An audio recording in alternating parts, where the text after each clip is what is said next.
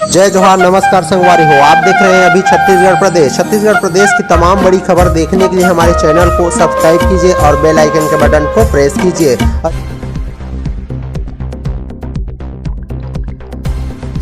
राउत नाचा में जमकर नाचे भूपेश बघेल। मुख्यमंत्री निवास में मनाया गया गोवर्धन पूजा तिहार। गाजा बाजा की धुन पर थिरके। गोवर्धन पूजा पर छत्तीसगढ़ में राउत नाचा की धूम है। मुख्यमंत्री भूपेश बघेल भी इस नाच के प्रभाव से खुद को रोक नहीं पाए और जमकर नाचने लगे। मुख्यमंत्री निवास में बुधवार को गोवर्धन पूजा तिहार का आयोजन हुआ था।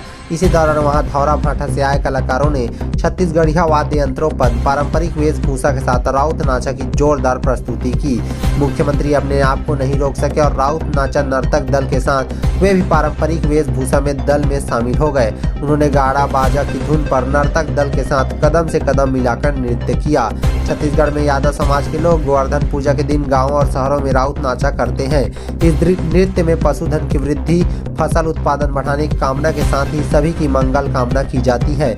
इस मौके पर मुख्यमंत्री भूपेश बघेल ने कहा कि हमारे छत्तीसगढ़ में एक दूसरे के घर में दीपक पहुंचाने की परंपरा है।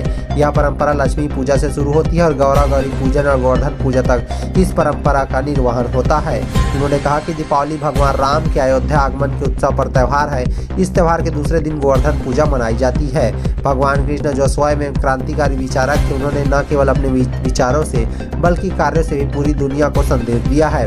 भगवान कृष्ण ने गोवर्धन पर्वत की पूजा को प्राथमिकता दी और हमारी छत्तीसगढ़ सरकार भी गौ माता की सेवा करने का काम कर रही है। गौवंश के हित में हमारी सरकार लगातार काम तो कर ही रही है। आज पशुपालकों को भी इसका लाभ मिल रहा है।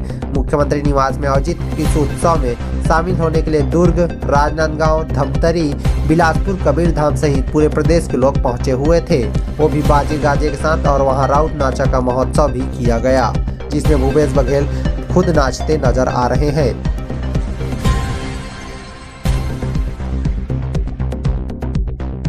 रेलवे इंजन पर चढ़कर बिजली तार छूते ही धमाका, पूरी तरह झुलसा युवक अस्पताल में भर्ती।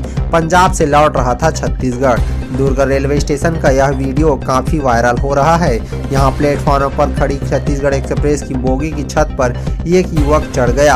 आरपीएफ और जीआरपीएफ के जवान युवक को नीचे उतारते रहे। इससे पहले उसने ऊपर से जा रही हाई टेंशन लाइन को पकड़ लिया।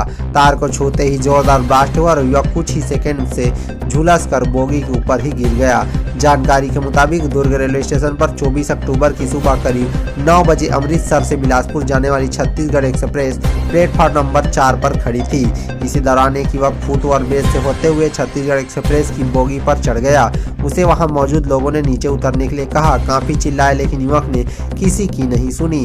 सूचना मिलते ही जीआरपीएफ और आरपीएफ के जवान भी वहां पहुंचे। उन्होंने उसे नीचे उतरने के लिए कहा। इससे पहले कि आरपीएफ और जीआरपी किसी तरह युवक को बोगी से सुरक्षित नीचे उतार पाते, उसने बोगी के ऊपर से गुजर रही ओएचई लाइन को पकड़ लिया। ओएचई लाइन को पकड़ते ही तेज का धमाका हुआ और पलक झपकते युवक बुरी तरह झुलस कर नीचे गिर गया। घायल युवक को तुरंत सबसे पहले दुर्ग के जिला अस्पताल में ले जाया गया, जहां उसकी हालत गंभीर होने के चलते डॉक्टरों ने उसे रायपुर रेफर कर दिया। बताया जा रहा है कि युवक का इलाज रायपुर के मेकाहारा में चल रहा है। इस पूरे मामले को रेलवे प्रबंधन ने काफी दबाने की कोशिश की। मीडिया को भी गोलमोल जवाब दे दिया गया, लेकिन इसी दौरान किसी व्यक्ति ने इस पूरे वाक्य का वीडियो बना लिया था, जो वायरल हो रहा है। पंजाब से कमाकर छत्तीसगढ़ लौटा था युवक। घायल युवक का नाम रवि बताया जा रहा है। वह पंजाब में मजदूरी करता था। बताया जा रहा है कि दीपावली में वह अमृतसर बिलासपुर एक्सप्रेस से अपने घर जा रहा था।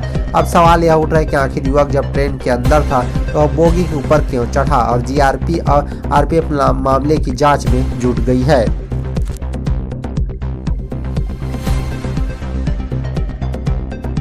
कांग्रेस सरकार को जगाने के लिए हुंकार रैली, चंदेल बोले। नेता प्रतिपक्ष बोल रहे हैं कि छत्तीसगढ़ में कोई इमरजेंसी लागू नहीं है। जन विरोधी कामों को आईना दिखाना विपक्ष का काम है। विधानसभा के नेता प्रतिपक्ष और बीजेपी विधायक नारायण चंदेल ने कांग्रेस सरकार पर जमकर हमला बोलते हुए कहा कि छत्तीसगढ़ में कोई इमरजेंसी लागू नहीं है और न ही कांग्रेस में भाजपा की रैली को रोकने का दम है। संविधान में प्रजातांत्रिक तरीके से अपनी बात रखने का सबको हक है।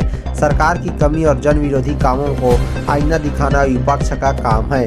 इन्हीं सब मुद्दों को लेकर भाजपा महिला मोर्चा के बैनर तले बिलासपुर में 11 नवंबर को हुंकार रैली का आयोजन किया जा रहा है।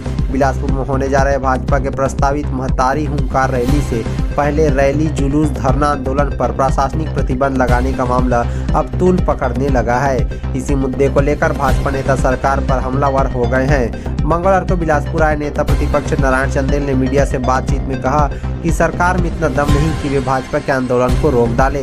छत्तीसगढ़ में कोई इमरजेंसी लागू नहीं है और न ही कोई आपातकाल की स्थिति बनी है। सरकार की तरह नक्सली बजट पेश कर रहे हैं। नेता प्रतिपक्ष ने कहा कि नक्सलियों ने 10 दिन पहले अपना वार्षिक बजट जारी किया, जिसमें उन्होंने साल भर में 35 लाख वसूली करने और 29 लाख रुपए खर्च करने का ब्यौरा दिया है। राज्य में सरकार की तरह नक्सलवाद बजट पेश कर रहे हैं। उन्होंने कहा कि प्रदेश में पिछले 4 साल से नक्सलवाद बढ़ा है, यही वजह है कि नक्सलियों ने बजट पेश किया है। नारायण चंदेल ने तंज कसते हुए कहा कि अगर नक्सलवाद कम होता और नक्सली घटना में कमी आती तो नक्सलियों में इतना हिमाकत नहीं होती कि वे सरकार के सामने बजट पेश करते। नेता प्रतिपक्ष चंदेल ने कहा कि सरकार बनने के पहले कांग्रेस ने जन घोषणा पत्र तो जारी किया था, जिसमें उन्होंने प्रदेश में पूर्ण शराबबंदी करने की बात कही थी, लेकिन गंगा जल उठाकर कसम खाने के बाद भी ना तो शराबबंदी हुई बल्कि प्रदेश में लगातार अपराध बढ़ गए। गोली कांड, चाकूबाजी, हत्या और लगातार लूट की वारदात हो रही है। छत्तीसगढ़ अपराध का गढ़ बन गया है। तेजी से बढ़ रहा है भ्रष्टाचार।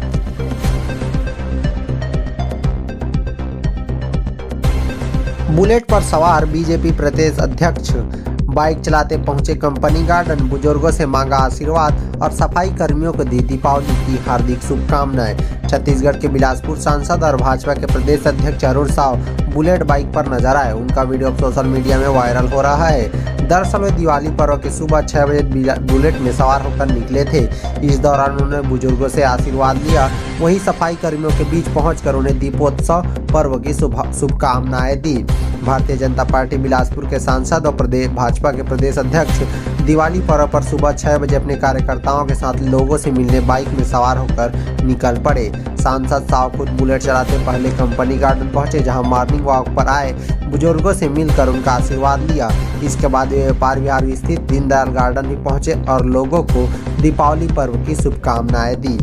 सफाई कर्मी के बीच पहुंचे सांसद साहब। इसी दौरान भाजपा प्रदेश अध्यक्ष और सांसद साहब बुलेट चलाते हुए शहर भ्रमण किया और रेलवे उद्यान, पुराना बस स्टैंड, देवकी नंदन चौक होते हुए सरकंडा, नेहरू चौक, मुंगेली नाका चौक पहुंचकर नागरिकों को दीपावली पर्व की बधाइयां देते रहे। इस दौरान वे सफाई कर्मियों के बीच भी पहुंचे और उन्हें भी दीपावली की शुभकामनाएं दी।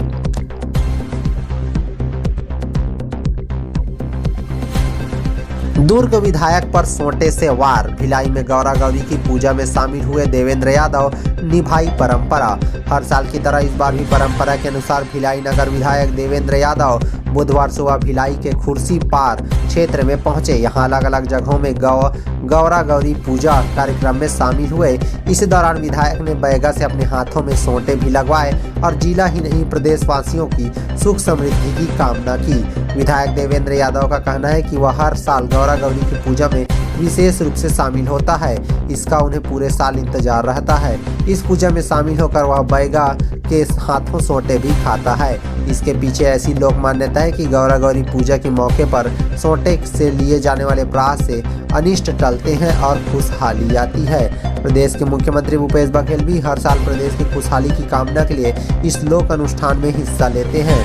मुख्यमंत्री मंगलवार को ही पाटन ब्लॉक के जंगीरी पहुंचे थे और यहां वह गौरा गौरी की पूजा कार्यक्रम में शामिल होकर वीरेंद्र ठाकुर से हर की तरह इस बार भी अपने हाथों में सोंटे खाए हैं। लगातार अलग अलग कार्यक्रम में पहुंच रहे विधायक भिलाई नगर विधायक गौरा गौरी पूजा कार्यक्रम में शामिल होने बुधवार सुबह 7 बजे कुर्सी पार्क क्षेत्र पहुंचे। यहां वह सबसे पहले बिजली नगर क्षेत्र में आयोजित पूजा में पहुंचे और वहां पूजा अर्चना करने के बाद उन्होंने बैगा से अपने हाथों में 6 सोंटे मरवाए। इसके बाद वो लोधी मोहल्ला और फिर शीतला मंदिर के पास आयोजित कार्यक्रम में शामिल हुए। विधायक का यह कार्यक्रम लगातार जारी है, जो दोपहर 1 बजे तक चलेगा और वह एक के बाद एक 6 से 7 पूजा कार्यक्रम में शामिल हुए। इसी दौरान उनके साथ ब्लॉक अध्यक्ष तुलसी पटेल और वार्ड के पार्षद भी मौजूद रहे।